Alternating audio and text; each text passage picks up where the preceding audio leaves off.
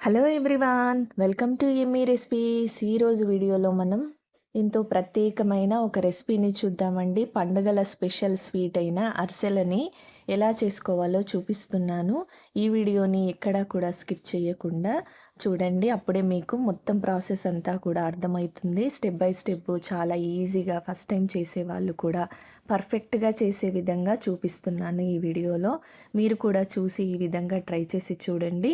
First time చేసే వాళ్ళకు కూడా చాలా బాగా కుదురుతాయి అరిసెలు. మరి ఈ టేస్టీ అరిసెల రెసిపీని ఎలా చేసుకోవాలో చూసేద్దాం రండి.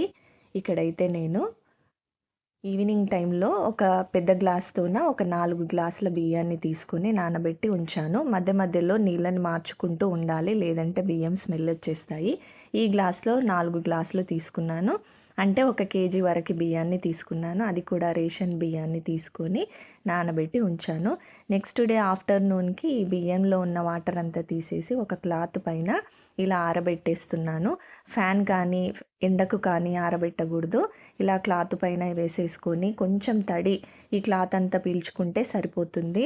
అంటే బియ్యాన్ని పట్టుకొని చూస్తే తడి తడిగా ఉండాలన్నమాట. అస్సలు డ్రై కానివ్వద్దు బియ్యాన్ని. ఇలా చేతికి తడి అంటుకోవాలి, అప్పుడే అరిసెలు చాలా బాగా వస్తాయి. లేదంటే అరిసెలు రావు. ఇలా తడి తడిగానే ఉండాలి.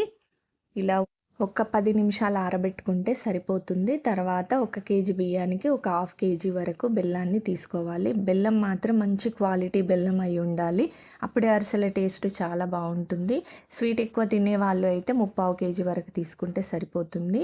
ఇలా 10 నిమిషాలు ఆరబెట్టుకున్న తర్వాత ఈ తడి బియ్యాన్ని తీసుకొని మిక్సీ జార్లోనికి వేసుకొని ఎంత మెత్తగా వీలైతే అంత మెత్తగా గ్రైండ్ చేసుకోవాలి. గ్రైండ్ చేసుకొని జల్లించుకోవాలి పిండిని.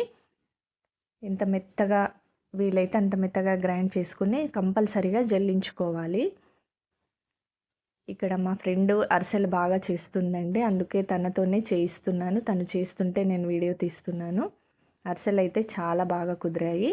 ఇలా జల్లించుకున్న పిండిని అంతా కూడా చేత్తో వత్తుకుంటూ ఉండాలి. మొత్తం కూడా ఇదే విధంగా పిండినంతా కూడా జల్లించి తీసుకోవాలి.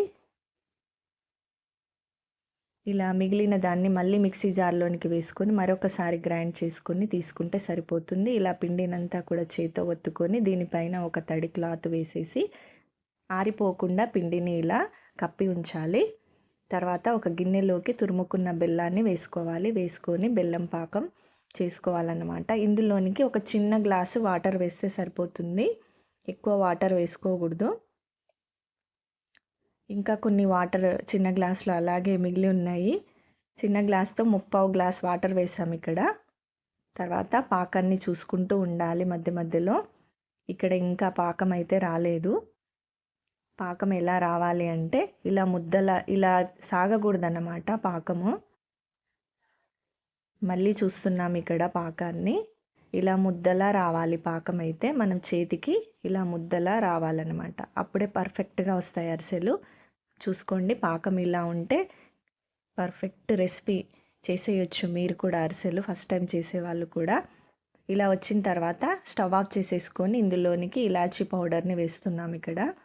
తర్వాత 2-3 స్పూన్ల నెయ్యిని వేసుకోవాలి. నెయ్యి ఎంత ఎక్కువగా వేసుకుంటే అంత టేస్టీగా వస్తాయి. తర్వాత ఇందులోనికి మీకు నచ్చితే నువ్వులని వేసుకోవాలి. మేము ఇక్కడ నువ్వులు మాత్రం యాడ్ చేస్తున్నాము. మీరు కావాలంటే ఎండు కొబ్బరి పొడిని కూడా వేసుకోవచ్చు. మేము ఇక్కడ కొన్ని నువ్వులైతే వేసాము ఈ పాకంలోనికి. తర్వాత ఇప్పుడు ఇందులోనికి మనం గ్రైండ్ చేసుకున్న బియ్యం పిండి ఉంది కదా, ఆ బియ్యం పిండిని కొంచెం కొంచెంగా వేసుకుంటూ బాగా కలుపుకోవాలి. ఎక్కడ కూడా ఉండలేమి లేకుండా కలుపుకోవాలి. ఒకసారి వేసిన పిండి అంతా పూర్తిగా కలిసిపోయిన తర్వాత మళ్ళీ వేసుకోవాలి. అంతా ఒకేసారి కాకుండా సరిపడినంత పిండిని మాత్రమే వేసుకోవాలి. ఇలా అంతా కూడా బాగా కలుపుకోవాలి. ఇక్కడ చూడండి, ఇక్కడైతే పిండి సరిపోయింది. ఇక్కడ పాకానికి సరిపడినంత పిండి వేసుకోవాలి. పిండి మిగిలితే పక్కన పెట్టేసుకోవాలి. పాకానికి సరిపడినంత మాత్రమే వేసుకోవాలి. ఇలా అంతా కూడా బాగా కలుపుకోవాలి. పిండి ఇలా ఉండాలన్నమాట కన్సిస్టెన్సీ. చూడండి ఇక్కడ చూపిస్తున్నట్టుగా ఇలా జారులా రావాలన్నమాట. పిండి ఎక్కడ కూడా చేతికి అంటుకోకుండా రావాలి. ఇలా చేత్తో కింద వేస్తే ఇలా పడిపోవాలన్నమాట. తర్వాత ఇందులోనికి మళ్ళీ ఒక 4-5 స్పూన్ల నెయ్యిని వేసుకొని బాగా కలుపుకున్నామంటే పిండి కరెక్ట్గా వస్తుందన్నమాట. ఇప్పుడు చూడండి, చేతితో తీసుకుంటే చేతికి కూడా అంటుకోకుండా ముద్దలా చాలా ఈజీగా ఇట్లా గిన్నెలో వేసేస్తే పడిపోతుంది. కన్సిస్టెన్సీ ఇలా ఉంటే సరిపోతుంది. తర్వాత స్టవ్ పైన డీప్ ఫ్రైకి సరిపడినంత ఆయిల్ పెట్టుకోవాలి. ఆయిల్ బాగా హీట్ అయిన తర్వాత ఇక్కడ చూపిస్తున్నట్టుగా చిన్న పిండి ముద్దను తీసుకొని ఒక బటర్ పేపర్ పైన ఆ పిండి ముద్దను పెట్టుకొని మళ్ళీ అరిసె పైన ఇంకొక ఆయిల్ కవర్ కానీ బటర్ పేపర్ కానీ ఇలా పెట్టుకొని పైన ఇలా చేత్తో కొంచెం ప్రెస్ చేసి తీసుకుంటే అరిసె రెడీ అయిపోతుంది. ఇలా ఒత్తుకున్న ఈ పిండిని ఆయిల్లోనికి వేసేసుకొని రెండు వైపులా మంచి కలర్ వచ్చేంత వరకు ఫ్రై చేసుకోవాలి. ఎంత బాగా పొంగుతూ చాలా బాగా వచ్చాయండి అరిసెలు అయితే. 1కి 4 తినేస్తారు, అంత టేస్టీగా ఉన్నాయి. ఒకటితో ఎవ్వరు కూడా ఆగరనమాట. చాలా బాగా వచ్చాయి అరిసెలు అయితే. ఈ విధంగా ఫ్రై అయిన తర్వాత ఒక గరిటెలోకి తీసుకొని ఇంకో గరిటె సాయంతో ఆయిల్ అంతా కూడా ఎక్సెస్ ఆయిల్ అంతా కూడా తీసేసుకొని ప్లేట్లోనికి తీసేసుకోవాలి.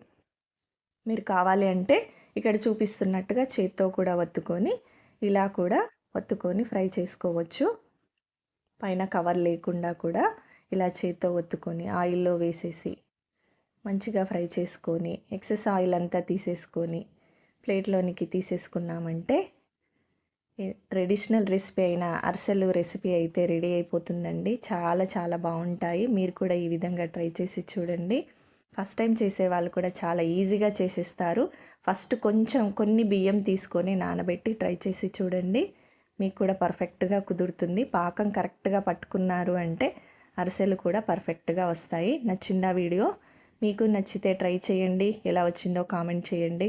మరి వీడియో నచ్చితే ప్లీజ్ లైక్ చేయండి, షేర్ చేయండి, సబ్స్క్రైబ్ చేసుకోండి. Thanks for watching. మరొక మంచి రెసిపీతో మళ్ళీ కలుద్దాం.